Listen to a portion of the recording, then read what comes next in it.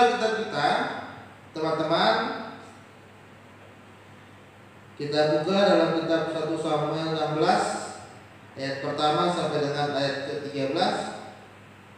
Kita sudah sering mendengar cerita ini, kisah ini dari seorang tokoh Alkitab yang kita sudah kenal, siapa namanya, dan malam hari ini kita akan membahas kembali. Kitab 1 Samuel pasal 16 ayat pertama sampai 13. Yang sudah ketemu bilang cihui. Yang belum bilang ahai. Wah, ada yang belum ketemu. Lamot 1 Samuel 16 ayat pertama sampai 13. Yang sudah ketemu bilang cihui. Yang belum ahai. Oh, nggak ada yang ahai. Berarti sudah ketemu semuanya ya. Kita baca firman Tuhan ini berganti-gantian.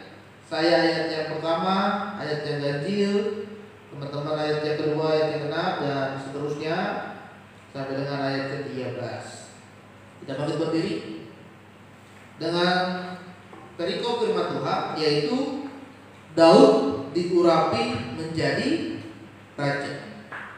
Berfirmanlah Tuhan kepada Samuel, berapa lama lagi engkau berduka cita karena Saul? Bukankah ia telah kutolak sebagai raja atas Israel?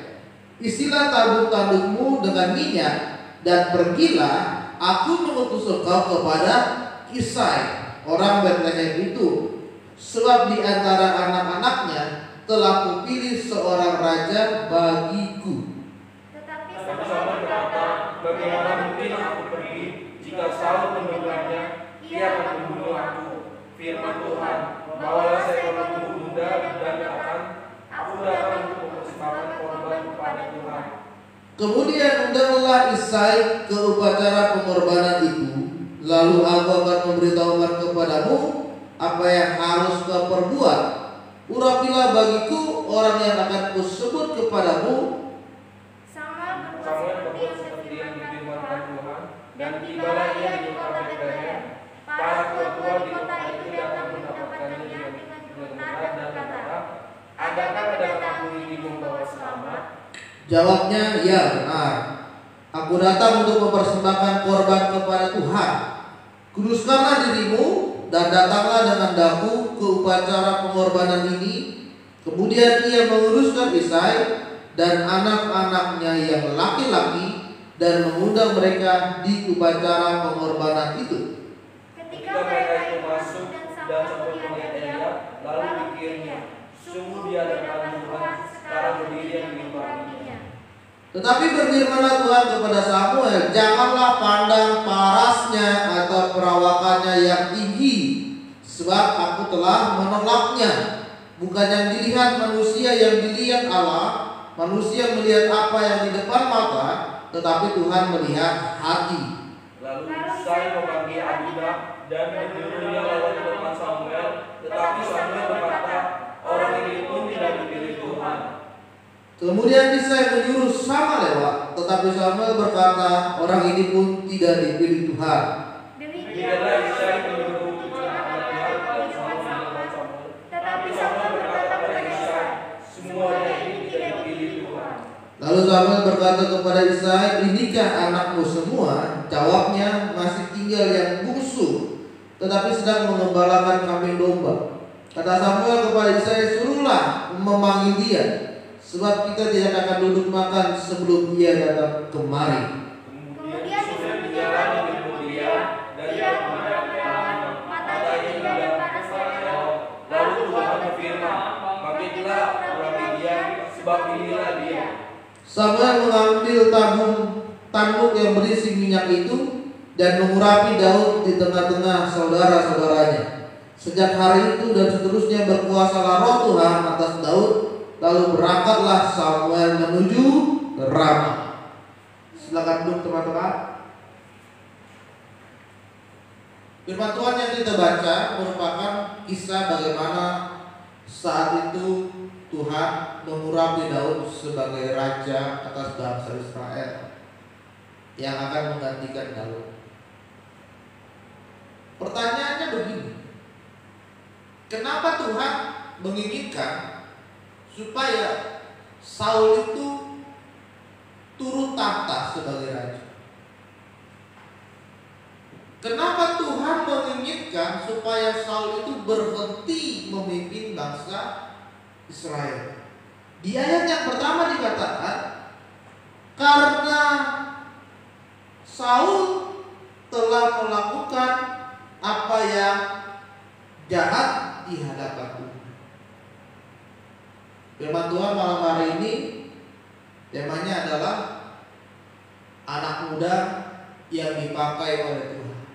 Amin. Bilang kiri kanannya, kamu dipakai Tuhan. Kiri kanannya bilang kata. Iya. Satu juga bilang. Iya. Ya. Tema malam hari ini adalah anak muda yang dipakai oleh Tuhan. Raja Saul ditolak oleh Tuhan. Tuhan sudah tidak menginginkan kembali Saul menjadi raja. Pada zaman dahulu yang memilih menunjuk sebagai raja itu adalah Tuhan secara langsung melalui imam pada saat itu. Jadi Tuhan menyampaikan kepada imam bahwa inilah yang memimpin bangsa Israel. Dan pada saat itu teman-teman, Tuhan tidak lagi menginginkan Saul menjadi raja. Kenapa? Karena Saul melakukan hal yang tidak benar di hadapan Tuhan, hal yang tidak layak, hal yang jahat di hadapan Tuhan.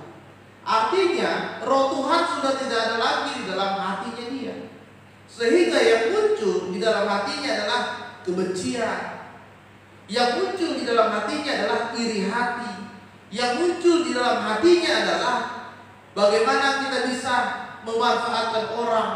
Ada dendam, ada kepahitan yang terus di dalam hati kita. Kenapa? Karena tidak ada roh Tuhan. Jadi saudara, teman-teman, kalau tidak ada roh Tuhan di dalam hati kita, maka yang selalu ada adalah kebencian. Lihat teman kerjanya lebih bagus, kita benci. Lihat teman disanjung oleh atasan kita benci. Cari muka, emang dasar tuh orang ya. Pintar banget ya emang penjilatnya. Wah. Lihat teman naik jabatan, kita benci. Masa dia baru masuk tapi udah dikasih promosi ke jabatan yang lebih tinggi. Jangan-jangan dia pakai pelet, ya kan? Kalau misalnya itu, jangan-jangan dia goda-godain atasan. Jangan-jangan ada permainan, ada orang tahu. Lihat teman nilainya lebih bagus dari kita benci, kita iri. Nyontek ini dia nih ulangan nih, ya kan? Dapat bocoran nih, ya kan? Paling kalau nggak searching dari handphone, kan sekarang di ujian udah zaman online ya. Paling kalau nggak searching dari handphone, nyontek dari teman. Lihat teman IP-nya lebih tinggi dari kita iri, kita benci. Ya iyalah, dia dekat sama dosen, IP-nya bisa bagus, nilainya lebih bagus, kita benci. Lihat teman kita melayani Tuhan, tapi kita nggak melayani, kita iri. Suaranya pas-pasan, musiknya kemana, suaranya kemana. Padahal kita nggak pelayanan, kita nggak melayani, tapi lihat teman kita bisa melayani, kita benci. Si laptop tendernya butek. Padahal kita nggak berikan diri melayani, tapi kita bisa kritik orang. Kalau roh Tuhan tidak ada di dalam hati kita, maka kita akan mengalami seperti itu. Iri, benci, dendam, gampang marah. Sini nggak ada yang gampang marah ya.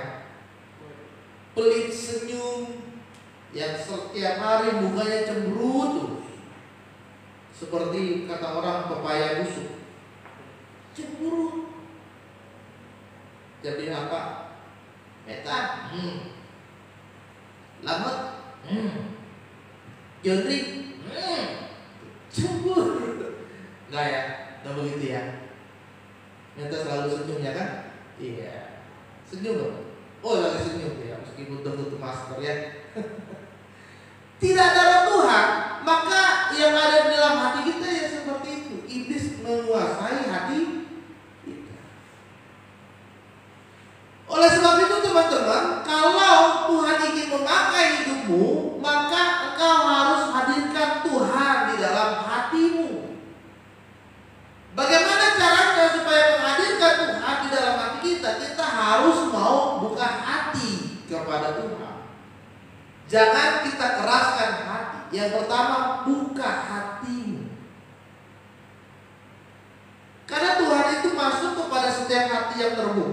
setiap hati yang melembutkan hati, bukan hati yang keras dan pemikiran yang keras kepala. Ya kan? Bagaimana Tuhan mau masuk ke dalam hati kita kalau kita saja tertutup? Jadi kita harus buka hati, teman-teman, supaya roh Tuhan ada di dalam hati kita. Kalau roh Tuhan itu sudah masuk ke dalam hati kita, maka Tuhan yang akan mengendalikan hidup kita, teman-teman. Firman Tuhan katakan Roh Kudus akan membawa hidup kita supaya kita tidak menyimpang ke kiri dan ke kanan. Setiap kita mau berbuat dosa selalu diingatkan oleh Tuhan, stop, jangan lakukan itu terus. Setiap mau menyontek ulangan selalu lamot diingatkan, jangan lamot, menyontek itu dosa. Meskipun ujiannya online dari handphone, tapi ketika lamot menyontek searching, ada yang mengingatkan stop, ada yang mengingatkan stop, jangan lakukan itu. Itu dosa. Itu bukan hakmu, itu bukan uangmu, jangan kamu ambil. Kalau Tuhan ada di dalam hidup kita, teman-teman, kita akan melakukan yang benar. Yang benar di hadapan Tuhan, bukan yang pura-pura benar. Ada banyak teman-teman kita yang pura-pura benar padahal salah. Pastor Renos, malam minggu saya nggak bisa ayun nih. Kenapa? Saya sakit sariawan. Ya kan? Menurutnya sakit sariawan nggak bisa datang gereja, itu okay, nggak apa-apa. Tapi kan cuma sariawan. Masa sariawan aja kita nggak datang ibadah? Pastor Renos, saya nggak bisa ikut. Kenapa? Kucing saya meninggal, saya harus menguburkan. Ya.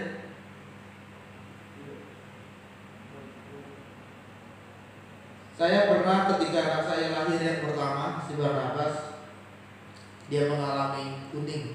Jadi badannya kuning karena kurang air susu dan kurang dijemur, dia kuning. Dan pada saat itu dia harus diinkubator selama 3 hari di rumah sakit Hermina.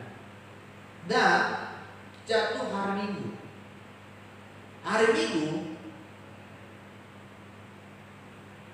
pada saat itu istri saya baru lahiran, dia tidak bisa kemana-mana, jadi saya yang jaga di rumah sakit. Dan hari Minggu, antara dilema nih, saya gereja atau enggak?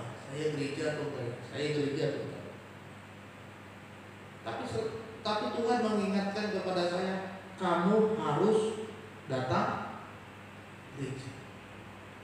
Hari Minggu saya tinggalkan anak saya di rumah sakit, di inkubator sendirian. Saya titip ke suster, saya titip anak saya mau ke gereja dulu. Kalau ada apa-apa hubungi saya. Jam 9 pagi saya pulang, saya persiapkan diri buat gereja. Kita kan gereja jam 10 pagi. Jam 10 saya ibadah, jam 12 selesai, siap-siap, saya bawa baju, lalu istri saya, jam 1 saya kembali ke rumah. Karena saya tidak mau meninggalkan persekutuan dengan Tuhan dalam alasan apa. Jadi teman-teman, yang pertama supaya kalian dipakai oleh Tuhan, ubah hatimu dulu. Hadirkan Tuhan dulu di dalam hidup kita. Amin. Amin. Yang kedua, yang pertama supaya kita dipakai Tuhan, kita harus menghadirkan Tuhan. Yang kedua adalah kita harus mengubah hati kita. Lihat baik-baik. Pada saat itu Samuel akan melantik raja yang baru. Dan Tuhan berkata, dari anak-anak Isai akan ada raja baru yang menggantikan Saul. Dan pada saat itu dipanggillah semua anaknya Isai. Yang pertama Eliab. Eliab itu badannya besar, ya kan? Kokoh, kuat, tinggi. Bahkan Samuel berpikir, wah ini dia nih orangnya nih. Biasa kan kalau raja dia besar ya kan, berotot, ya kan, satu kuat, gagah, ganteng, ya kan, bersinar-sinar, berwibawa, berkarisma, kan begitu. Dan anak yang pertama datang yaitu Eliab, bahkan Samuel berkata, wah ini orangnya nih, sepertinya nih yang akan menjadi raja. Oh stop. Tuhan bilang apa di ayatnya? Bukan dia yang saya pilih. Bahkan Tuhan menguatkan Samuel, berkata, Samuel, jangan lihat perawakannya, jangan lihat penampilannya. Memang manusia melihat di depan mata, tapi Tuhan melihat hati.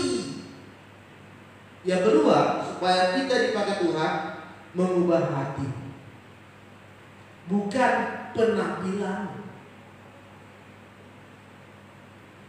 Memang manusia melihat apa yang di depan mata. Wes, asal ada wanita cantik sedikit, satu boleh nih kenalan dong cewek. Asal lihat wanita pakai celana pendek, satu seksi nih ceweknya. Wah.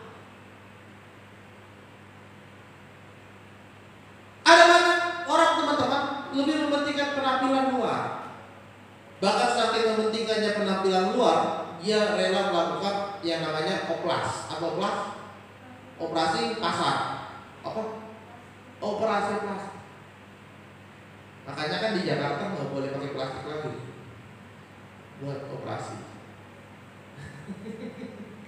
Ya. Ingin penampilannya lebih cantik, lebih ganteng, operasi plastik. Wah, hidup ini pesek nih.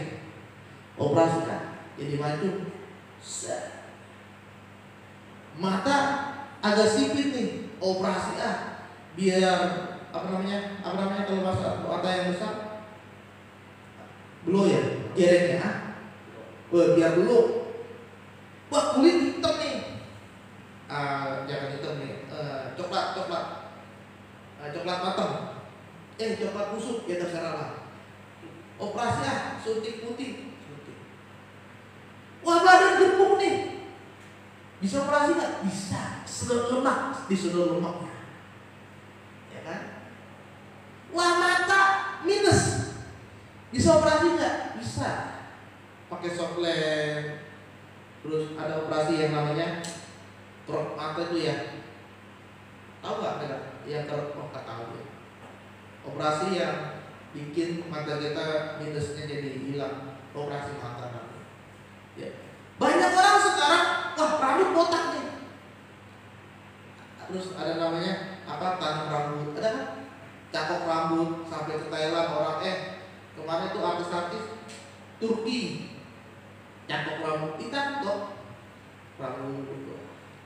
Wah, rambutnya kurang panjang, di hairstyle, tambah rambut, panjangin. Ya. Banyak orang sekarang, teman-teman, lebih mementingkan penampilan luar, ya kan? Perawatannya skincare, harga berapa skincare sekarang? Meta 200.000 ada? Kurang? Ada. Meta pakai yang harga berapa? 300 juta. Kurang lebih. Oh, kurang lebih berarti 500. Ya. Oh, 500. Skincare 500. Terus pakai skincare ya. Wah, ini udah alami sendiri. Skincare. Oh ya, satu berapa perawatan satu bulan? Pemutih pakai pemutih nggak? Pakai tiap malam pakai itu nggak, pelembab. Oh, BR Mawar nggak? BR Mawar pakai Pestoni nggak? Beli ya? Apa facial ya? Santo setiap bulan facial ya? Ke dokter apa Santo? Tom ya? Banyak teman-teman sekarang lebih mementingkan penampilan luar. Ya, lamot, rambutnya panjang dikit, cukur, botak. Ya. Wah, udah mulai kulitnya mulai agak bercak-bercak hitam, suntik serum. Pelembabnya banyak, pelembab siang, pelembab malam, ya kan? Terus ada body butter, body lotion, wah banyak. Perawatan itu mahal. Tapi Tuhan mengatakan yang lebih penting adalah hatimu. Untuk apa penampilan luar kita bagus, tetapi hati kita jelek? Dia cantik, dia putih, dia seksi, ternyata dia menipu banyak orang, banyak. Dia deketin laki-laki, pengusaha-pengusaha, dihabisin hartanya, cari apa? Dia ganteng, dia tinggi, dia putih, ternyata dia simpenan tante-tante, wah banyak. Tapi malam hari ini Tuhan merindukan supaya kita mengalami perubahan. 2 kali Tuhan berkata di dalam firman Tuhan yang kita baca, Tuhan melihat hati.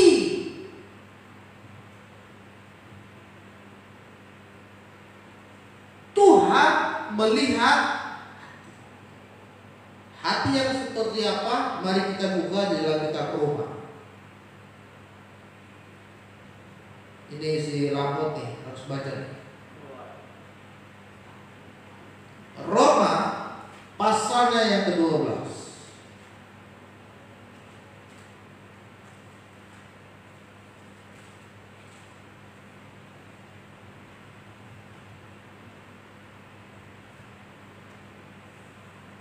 Ayat yang pertama sampai dengan ayat yang ke-2.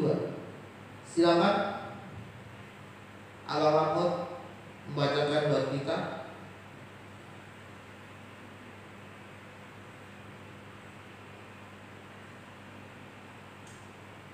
Ayo Lamot, silakan berdiri. Roma pasal 12 ayat pertama dan ayat yang ke-2.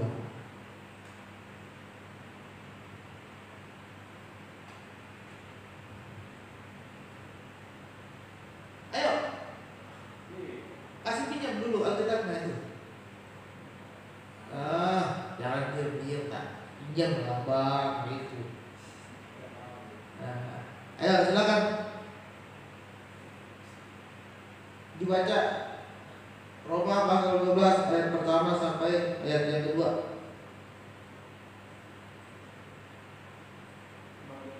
Aduh, kalau malu Bang Rahmat, ya udah pokok 1 deh. Silakan pokok 1. Roma pasal 12 ayat 1 sampai 2. Ya. Persembahan yang benar karena itu saudara-saudara demi kemuliaan Allah aku menasihatkan kamu supaya kamu mempersembahkan tubuhmu sebagai persembahan yang hidup, yang kudus dan yang berkenan kepada Allah, itu adalah ibadahmu yang sejati. Janganlah kamu menjadi serupa dengan dunia ini, tetapi berubahlah oleh pembaruan budimu, sehingga kamu dapat membedakan manakah kehendak Allah, apa yang baik, yang berkenan kepada Allah dan yang sempurna. Ya. Yang kedua teman-teman, tadi firman Tuhan katakan hati yang seperti apa? Hati yang mempersembahkan hidup kita menjadi persembahan yang kudus, persembahan yang berkenan kepada Allah. Supaya apa ya? Ayat yang kedua bilang supaya kita mengalami perubahan budi. Kita dapat bedakan mana yang baik, mana yang berkenan dan yang sempurna di hadapan Tuhan. Persembahan yang kudus, persembahan yang berkenan, itulah hati yang Tuhan rindukan dalam setiap hati teman-teman sekalian.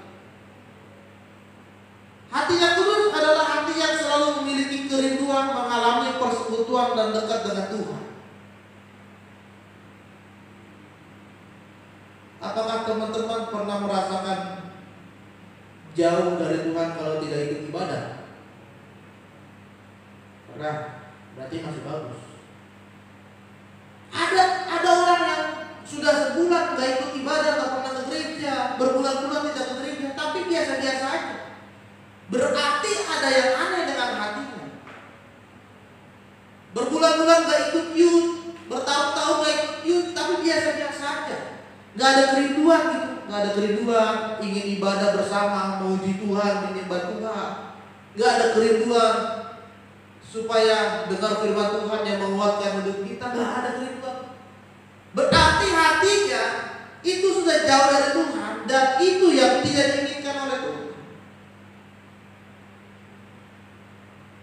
Kalau Tuhan hadir di dalam hidup kita masing-masing, maka kita akan mempersembahkan hati yang kudus. Berbicara tentang kudus, itu mencakup keseluruhan hidup kita. Yang pertama adalah perkataanmu juga harus perkataannya kudus. Jangan dikit-dikit jargir, jai, anjay.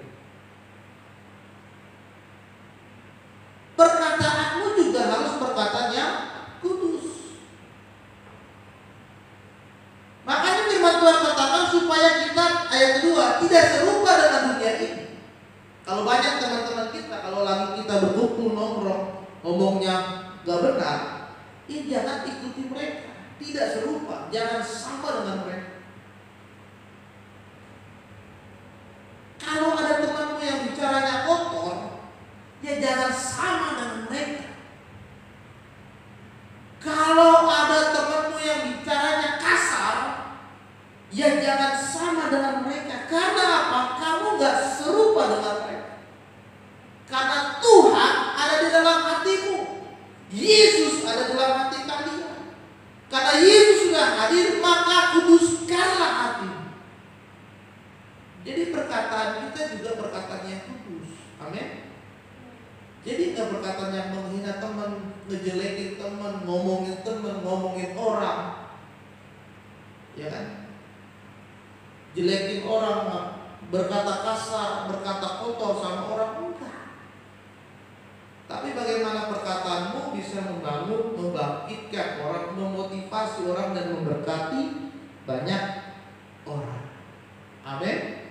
Dimanapun kita berada, baik di tempat kerja, baik di gereja, baik di sekolah, di kantor, bahkan bersama dengan keluarga, jagalah perkataan kita. Yang kedua, kudus dalam hal perbuatan. Perbuatanmu juga harus kudus, teman-teman. Berpacaranlah yang kudus. Hidup udah kudus. Jaga kekudusan. Pacarannya aneh-aneh jangan. Pegang-pegangan tangan, pegang sana, pegang sini, raba-raba, jangan. Kalau kamu punya pacar seperti itu, mending tinggalkan. Jangan punya pasangan yang bawa hidup kita makin jatuh dalam dosa. Diajak ke puncak, naik motor berdua, nginep satu malam, jangan.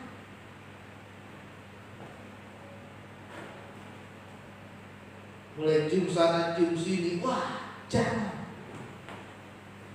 Tetapi kalau kalian punya pasangan yang bawa kalian, ingatkan kalian ke gereja, ingatkan kalian untuk baca kitab, ingatkan kalian untuk satu dulu, itu baru bagus. Carilah pasangan yang takut akan Tuhan. Amin. Kudus dalam perkataan, kudus dalam perbuatan. Masa remaja ini masa yang sangat berbahaya karena dalam penjajakan menuju dewasa. Banyak anak muda yang jatuh dalam dosa di masa remaja dan masa menuju kepada dewasa. Pergaulannya nggak benar, ya kan? Kenakalan remaja, tawuran, melakukan hubungan suami istri padahal belum menikah, menonton film porno, ya kan? Percabulan di mana-mana. Hari ini Tuhan mengingatkan kepada kita supaya kita memiliki hati yang kudus. Amin. Yang ketiga teman-teman, kita kembali lagi ke dalam kitab 1 Samuel tadi. Udah hilang. Nah, ketika Tuhan akan memakai engkau, maka lihatlah di ayat yang ke-13, Samuel mengambil tanduk yang berisi minyak dan mengurapi Daud di tengah-tengah saudara-saudaranya. Sejak hari itu dan seterusnya berkuasalah Roh Tuhan atas Daud. Yang ketiga, ketika Tuhan telah memakai teman-teman, maka Roh Tuhan akan berkuasa di dalam hidupmu mulai hari itu dan seterusnya. Artinya apa teman-teman? Artinya Tuhan akan menyertai hidup kita. Tuhan akan memberkati hidup kita. Tuhan akan menolong hidup kita. Dan Tuhan tidak akan pernah meninggalkan hidup kita. Tuhan selalu menyertai Daud. Bahkan ketika dia di padang gurun teman-teman, Tuhan tolong dia. Tuhan kasih makan dia. Hari ini jika kalian mau dipakai oleh Tuhan, yang ketiga, Tuhan akan memberkati itu. Apa yang kalian minta, Tuhan pasti akan memberi. Apa yang menjadi doamu hari ini, Tuhan telah sediakan rencana yang terbaik. Asalkan yang pertama tadi, kalian harus bisa mempersembahkan hidup yang benar. Hadirkan Tuhan dalam hidupmu dan hatimu harus kudus. Maka yang ketiga, Tuhan akan memberkati. Amin. Amin. Malam hari ini saya rindu setiap anak-anak muda di tempat ini dipakai oleh Tuhan. Mulai terlibat dalam melayani Tuhan. Karena Tuhan sebetulnya melengkapi kalian dengan karunia-karunia-Nya masing-masing. Tidak ada orang yang tidak punya karunia. Pasti ada karunia yang Tuhan pakai. Tapi pertanyaannya, apakah kita mau menggunakan karunia ini untuk melayani Tuhan? Hari ini, jika kalian belum melayani, berikan diri untuk melayani Tuhan. Hari ini, jika hatimu masih jauh dari Tuhan, jika hatimu masih melakukan yang jahat di hadapan Tuhan, berubah. Karena Tuhan rindu kita mengalami perubahan. Hari ini jika hidupmu masih jauh dari Tuhan, jarang ke gereja, jarang baca Alkitab, jarang berdoa, berubahlah. Karena Tuhan rindu kalian untuk dekat, lebih dekat lagi kepada Dia, sehingga hubungan kita kembali dekat.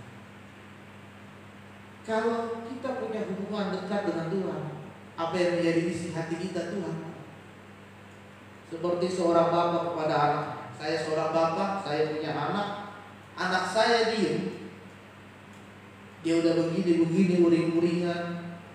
Tanpa ngomong, saya tahu apa keinginannya. Karena saya sudah tahu bagaimana sifatnya, bagaimana karakternya, bagaimana kemauannya, bagaimana favoritnya dia, saya tahu.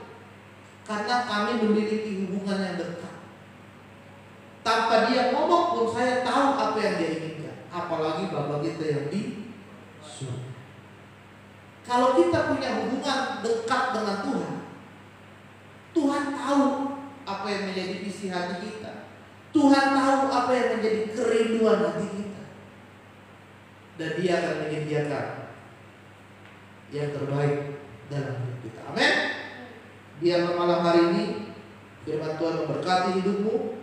Persiapkanlah dirimu untuk dipakai oleh Tuhan. Amin. Untuk firman Tuhan, mari kita bangkit.